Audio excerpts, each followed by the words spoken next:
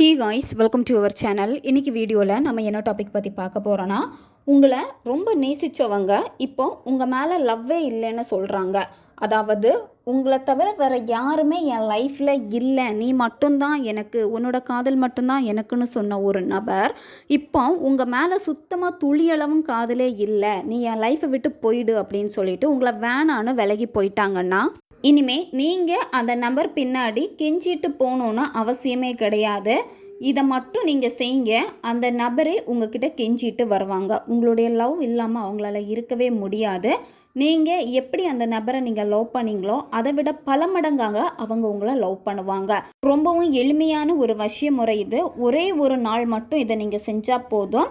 அதுவும் இந்த பர்டிகுலர் நாளில் நீங்கள் செய்கிறப்போ மின்னலை விட வேகமாக இது உங்களுக்கு வேலை செய்யும். நம்ம சேனல் நீங்கள் இதான் ஃபஸ்ட் டைம் பார்க்குறீங்கன்னா மறக்காமல் சப்ஸ்கிரைப் பண்ணிக்கோங்க. பக்கத்தில் இருக்கக்கூடிய பெல் பட்டனையும் கிளிக் பண்ணிக்கோங்க. அப்போ தான் நம்ம சேனலில் போடக்கூடிய புது புது டெக்னிக்ஸ் எல்லாமே உடனுக்குடன் உங்களுக்கு நோட்டிஃபிகேஷனில் வந்துக்கிட்டே இருக்கும். வாங்க வீடியோக்குள்ளாடி போகலாம். இந்த மெத்தடை யாரெல்லாம் பயன்படுத்தலான்னா, கணவன் மனைவிக்கு இடையில் பிரச்சனை வந்துக்கிட்டே இருக்குது, அவங்க பழைய மாதிரி பாசமாக என்கிட்ட பேச மாட்டேங்கிறாங்க, எனக்கான டைம் ஸ்பெண்ட் பண்ண மாட்டேங்கிறாங்க, எனக்கு அவங்களுடைய காதல் வேணும், எனக்கு அவங்களுடைய கேர் ரொம்ப ரொம்ப முக்கியமாக இருக்குது, என்னை விட்டு அவங்க விலைக்கு போகிற மாதிரி இருக்குது அப்படின்னா இதை நீங்கள் செய்யுங்க. இதே மாதிரி பிரிந்து வாழும் காதலர்கள் பயன்படுத்தலாம். நீங்கள் லவ் பண்ணிட்டு இருக்கீங்க, ஆனால் அந்த நபருக்கு அந்த பழைய மாதிரியான அந்த காதல் உங்கள் மேலே இல்லை, அது உங்களுக்கே தெரியுது. இருந்தாலும் அந்த நபர் சரியாக பேச மாட்டேங்கிறாங்க. இப்போ நீங்கள் ஏதாவது கேட்டால் கூட பதில் வர மாட்டேங்குது, மெசேஜ் பண்ணால் கூட பார்த்தும் பார்க்காத மாதிரி இருக்காங்க, சரியான ரிப்ளை இல்லை, சரியான கால் இல்லை, என் மேலே இருந்த அந்த அன்பு அவங்களுக்கு குறைஞ்சிடுச்சு அப்படின்னு நினைக்கிறப்போ இதை நீங்கள் செய்யுங்க. எப்படி அந்த நபர் உங்கள் மேலே பழைய மாதிரி பாசமாக இருந்தாங்களோ அதே காதலோடு தான் உங்ககிட்ட பேசுவாங்க. ஒன் சைடு லவ்வில் இருக்கிறவங்க உங்களுடைய லவ் டபுள் சைடு ஆகும். இப்போ நீங்கள் அவங்கக்கிட்ட ப்ரப்போஸ் பண்ணிட்டீங்க, அவங்க கொஞ்சம் அவாய்ட் பண்ணுற மாதிரி இருக்குது அப்படின்னா இதை நீங்கள் செய்யுங்க. ஆனால் அந்த நபருக்கு வேறு எந்த ரிலேஷன்ஷிப்பும் இருக்கக்கூடாது. அவங்க சிங்கிளாக இருக்காங்க அப்படின்னா நீங்கள் இதை தாராளமாக பயன்படுத்தலாம். உங்களுடைய எக்ஸ் திரும்ப வரணும், திரும்ப அவங்க என் மேலே அந்த லவ்வோடு வரணும்னு நினைக்கிறப்பவும் இதை நீங்கள் செய்யலாம். நன்மைக்காக மட்டுமே பயன்படுத்துங்க. தேவையில்லாத காரியங்களுக்காக பயன்படுத்தினீங்கன்னா அதுக்கான பக்க விளைவுகளையும் நீங்கள் சந்திக்க நேரிடும். நம்ம சேனலில் போடக்கூடிய வீடியோஸ் எல்லாமே நல்ல நோக்கத்திற்காக போடப்படுது. அதனால் நல்லவைகளுக்காக மட்டுமே பயன்படுத்துங்க. இந்த மெத்தடை நீங்கள் பௌர்ணமி அன்னைக்கு தான் நீங்கள் செய்யணும். பௌர்ணமி அன்னைக்கு நீங்கள் செய்கிறப்ப தான் இதனுடைய ரிசல்ட் பல மடங்கு வேகமாக இருக்கும். பௌர்ணமி அன்னைக்கு உங்களால் செய்ய முடியலன்னா அமாவாசை அன்னைக்கு கூட நீங்கள் இதை செய்யலாம். இந்த மெத்தடை நீங்கள் நான்வெஜ் சாப்பிட்டுட்டு செய்யக்கூடாது. அன்னைக்கு நீங்கள் நான்வெஜ்ஜே எடுத்துக்கக்கூடாது.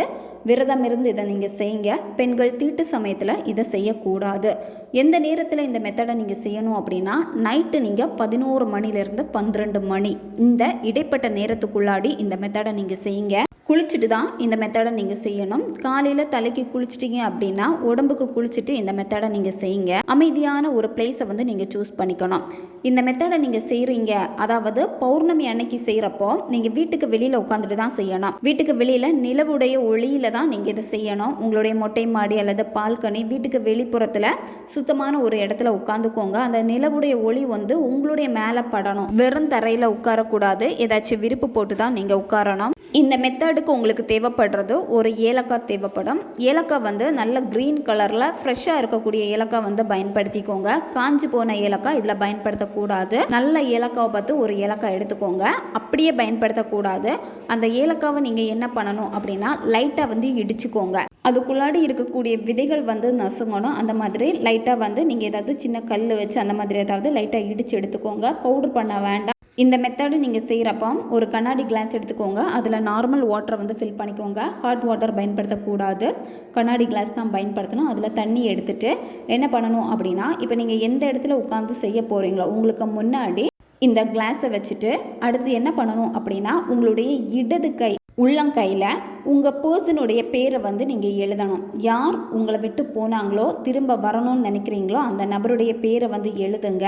நீங்கள் அவங்கள என்ன நேமில் அதிகமாக கூப்பிடுவீங்களோ அந்த பெட் நேம் கூட நீங்கள் எழுதிக்கலாம். எழுதிட்டு அடுத்து 786 இந்த நம்பரை நீங்கள் எழுதணும். இது ஒரு பிரபஞ்ச எண். அடுத்து நீங்கள் என்ன பண்ணணும் அப்படின்னா, நீங்கள் எடுத்து வச்சுருக்கக்கூடிய அந்த ஏலக்காவை நீங்கள் இப்போ பேர் எழுதி வச்சுருக்கீங்களா இடதுகை உள்ளங்கை அந்த இடத்துல நீங்கள் வச்சுட்டு கையை நல்லா டைட்டாக இறுக்கமாக நீங்கள் மூடிக்கணும். நல்லா இறுக்கமாக வச்சுக்கணும். கையில் இருந்து கொஞ்சமாச்சும் வேர்வை வந்து வெளி வரணும். அதுக்காக நல்லா டைட்டாக இறுக்கமாக நீங்கள் மூடி வச்சுக்கோங்க. சிலருக்கு வந்து நார்மலாகவே வேர்க்கும், சிலருக்கு வந்து பார்த்திங்கன்னா அந்த வியர்வை வராது வெளியே. சரியா? இருந்தாலுமே கொஞ்சம் டைட்டாக நீங்கள் மூடி வச்சுக்கோங்க.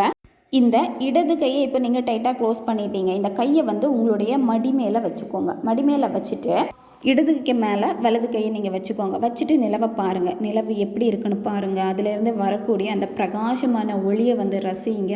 கொஞ்சம் நேரம் நீங்கள் அந்த நிலவை பார்க்க ஆரம்பிச்சிட்டிங்க அப்படின்னா நிலவை வந்து உங்களுக்கு ரொம்ப பிடிக்க ஆரம்பிக்கும். அப்போ உங்களுக்கே தெரியாமல் ஒரு சந்தோஷம் வர ஆரம்பிக்கும். அப்படியே நீங்கள் பாருங்கள். பார்த்துட்டு உங்களுடைய பர்சன் வந்து உங்ககிட்ட எப்படி இருக்கணும்னு நீங்கள் ஆசைப்பட்டீங்களோ அதே மாதிரி அந்த பர்சன் அதே காதலோட எப்பவும் போல் உங்ககிட்ட ரொம்ப அன்பாக பேசுகிறாங்க. நீங்கள் தான் வேணும், நீங்கள் தான் அவங்களுக்கு ரொம்ப ரொம்ப இம்பார்ட்டண்ட்டான பர்சன் அப்படின்னு அந்த பர்சன் எப்படி நீங்கள் வரணும்னு ஆசைப்பட்டீங்களோ அதே மாதிரி வந்துட்டாங்க.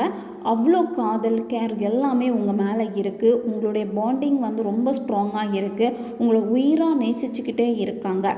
இந்த மாதிரி அவங்க கூட இருக்கிற மாதிரியே அதை நீங்கள் உங்களுடைய விசுவலைசேஷனில் கற்பனை பண்ணிக்கிட்டே இருக்கணும்.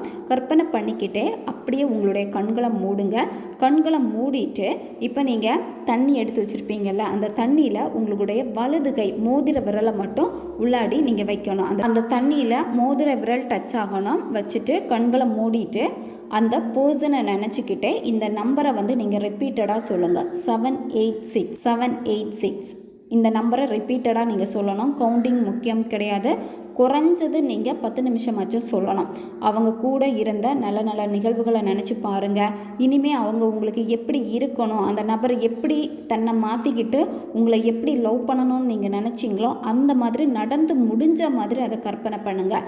ஒரு விஷயம் உங்களுக்கு வேணும், அந்த விஷயம் வந்து நடந்து முடிஞ்ச மாதிரி நீங்கள் கற்பனை பண்ணிக்கிட்டீங்க அப்படின்னா அது உங்கள் ஆழ் மனதில் வந்து ஈஸியாக பதிஞ்சிரும். அது மட்டும் இல்லாமல் அது கிடைக்கிறதுக்கான வேலைகளை இந்த பிரபஞ்சம் செய்ய ஆரம்பிப்பாங்க. அதனால் அதை நீங்கள் முழுமையாக உணர்ந்து உணர்வு பூர்வமாக அந்த உணர்வு நிலைகளை வந்து நீங்கள் வெளிப்படுத்தணும்.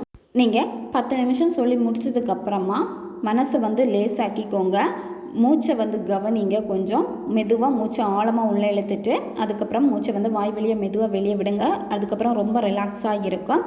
அதுக்கப்புறமா நீங்கள் கொஞ்சம் நேரம் அந்த நிலவை பாருங்கள். பார்த்துட்டு நீங்கள் இப்போ தண்ணி வச்சுருப்பீங்கல்ல, அந்த தண்ணியை என்ன பண்ணணும் அப்படின்னா அந்த தண்ணியை பார்த்து மனசார நன்றியை சொல்லிவிட்டு அந்த தண்ணியை வந்து நீங்கள் குடிச்சிடணும்.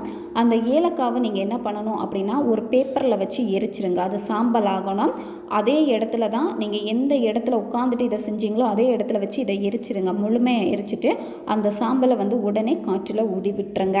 ஒரு முறை செஞ்சால் போதும். இது உங்களுக்கு ரிசல்ட்டை கொடுக்கும். யார் உங்களை தேடி வரணும்னு நினச்சிங்களோ அந்த நபர் உங்களை தேடி வருவாங்க.